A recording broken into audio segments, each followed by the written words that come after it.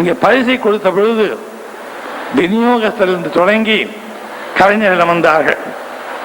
அந்த நுணுக்க அந்த மனோபாவத்தை நான் எண்ணி எண்ணி வியக்கின்றேன். முன்பெல்லாம் கலைஞர்களுக்கு கொடுத்துவிட்டு பிறகுதான் விநியோகத்தில் அழைப்பார்கள், பட கொட்டையின் சொந்தக்காரரை அழைப்பார்கள். இங்கே அப்படி அல்ல. கலைஞர்களை எப்பொழுதும் மக்களுக்கு அறிமுகமானவர்கள், படத்தின் மூலம் அறிமுகமாக்கப்படுகின்றவர்கள்.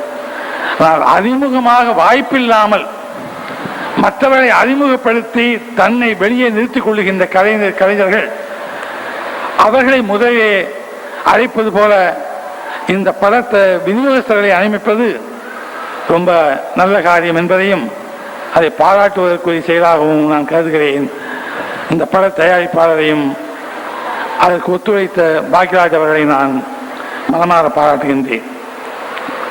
பாக்யராஜ் அவர்கள் இங்கே ஒரு 40 பேர்களுக்கு தன்னோடு வேலை செய்த நண்பர்களுக்கு மோதிரங்கள் கொடுப்பதற்கு தயாரித்து வைத்திருக்கின்றார். அதை ஒரு 4-5 பேருக்கு தான் கொடுத்தார். அடக்கம் அமரர்கள் உயிக்கும், அது சரிதான். இப்படிப்பட்ட அடக்கம் தேவையில்லை. இது ஒரு நிரந்தரமான நினைவுக்குரிய நிகழ்ச்சியாகும்.